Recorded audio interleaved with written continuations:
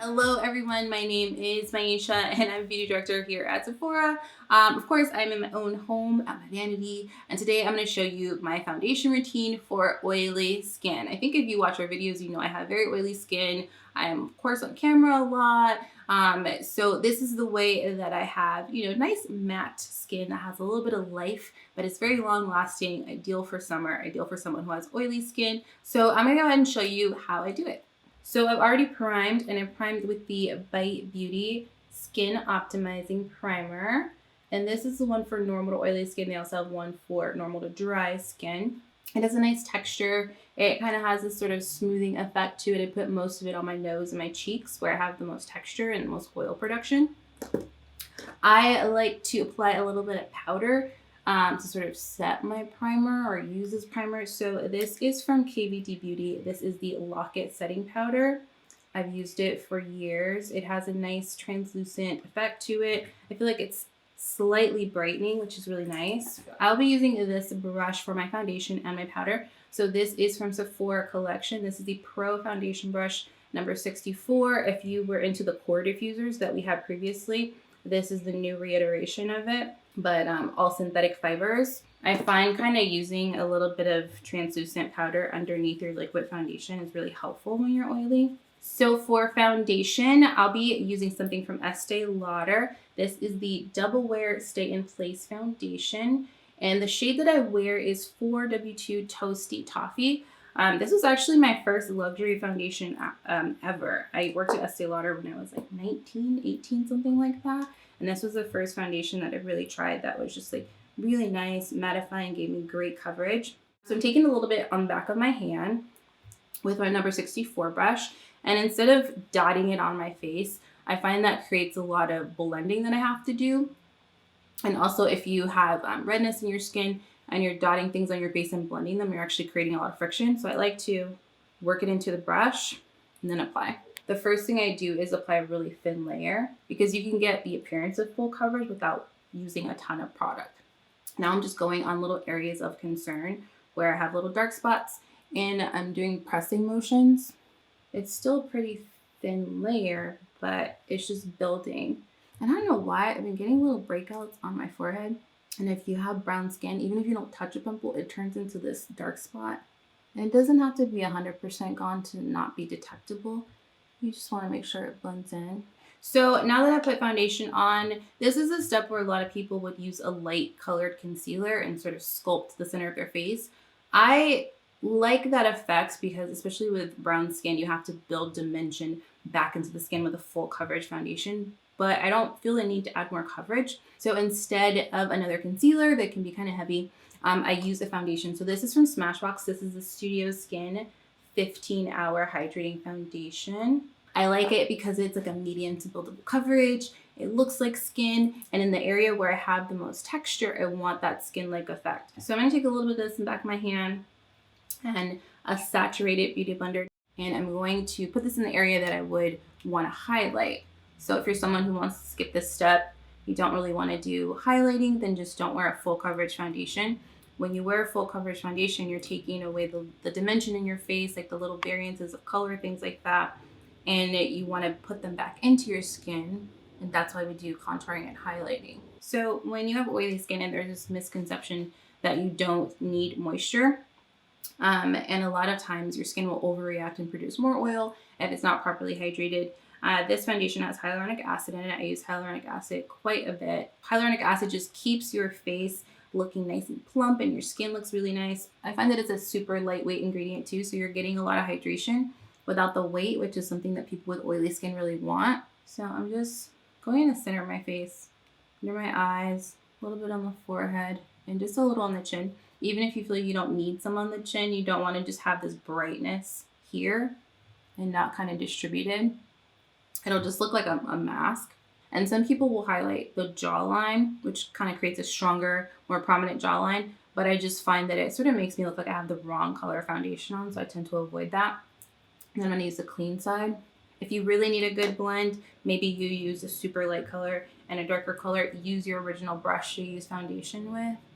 You can go more dramatic if you want. Sometimes I will really go dramatic and use a very light color to sort of pop my features, but I feel like that was light enough. That works. So I'm going to go ahead and set the center of my face.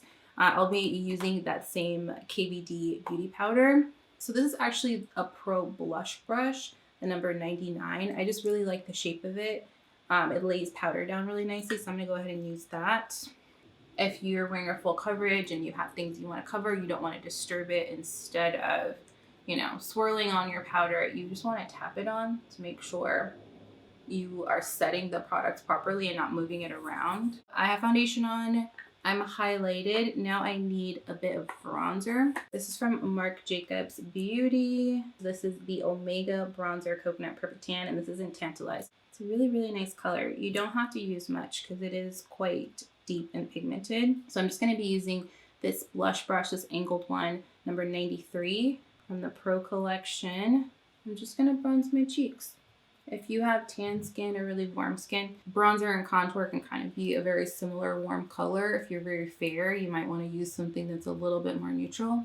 So I like to bronze my cheeks, and then there's this method that kind of gives you the sun-kissed look, and it's kind of like a W across your face because you're basically bronzing the cheeks, hitting the side of the nose.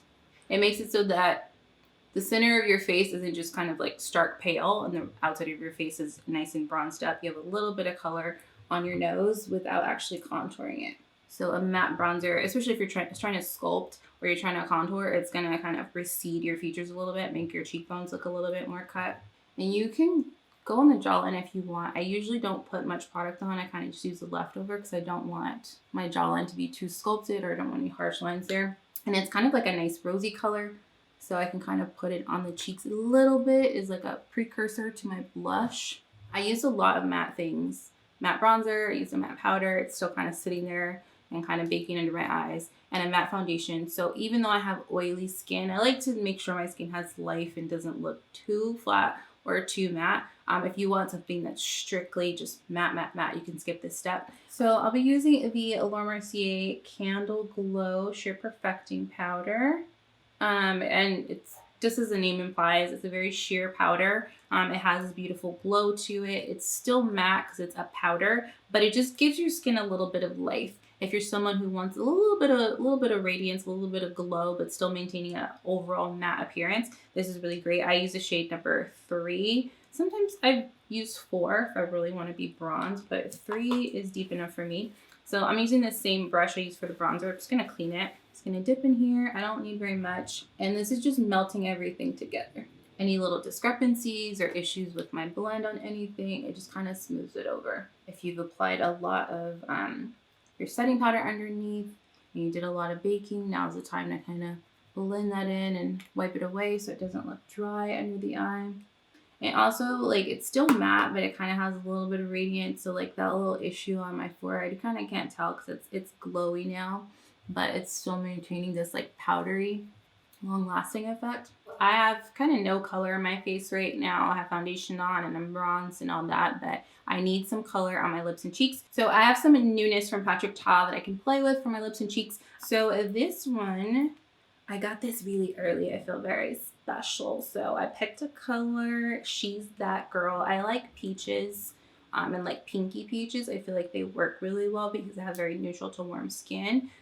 So this has 2 different formulas. So it has this cream blush right here, and to keep it hydrated, they have a little case right here so it doesn't get dried out, and they have a powder blush at the bottom. Now if you're someone who has super oily skin, you might just want to use the powder blush, but if you want like major impact, you could put the cream blush down and then the powder blush. I really love cream blush as someone with oily skin. I feel like it just looks like skin sometimes in powder blush.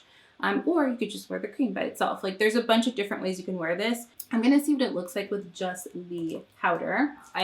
You reuse a lot of my brushes. Like one I'll use for powder, I'll use for blush. I just make sure I wipe them off with a little cloth at my makeup station. So this is the Pro blush brush that I use to apply the translucent powder. This is pretty pigmented. I just kind of like press very lightly. I kind of do little circles right on the cheek. And then when the majority of the blush is on my cheek, then I bring it up. Because if you kind of start going up from the get-go, it gives you this very kind of 80s shape, and sometimes it can make your face look really angular. If you want that, it looks really cool. But if you want a little bit more of a a baby doll effect. Around and up tends to work. I like to sometimes put blush on last because you just never know if like your lip is going to be pale or neutral or what. So I'm going to put a decent amount on, and then I may add a little bit more later. If you find that it's really hard for you to blend blush, maybe you have fair skin and you chose like this like raspberry color or something, just take the tool that you use for your foundation and kind of just diffuse around the edge. It'll help with your blend. Okay, so I've finished off my look with the Patrick Ta Major Headlines Precision Lip Pencil and the matte lipstick, and they're both in the shade She's Single. Kind of a corally type color, especially the lip liner. So maybe if you're looking for something corally for your favorite lipstick, these are great little duos here. And that's pretty much it. So this is my routine. This is what works for me. I'm a believer in using products strategically where you need it to really get the results that you want. You can take bits and pieces out of this routine. You don't have to do every single thing. I think that is the beauty of trying makeup trends. I'm under a big old hot light. It's summer in LA. I have oily skin and my makeup is going to be staying on all day for my work day, so it works. If you have any questions, go ahead and comment below. Please subscribe to our channel so we can share more content with you, and we'll see you next time. Bye.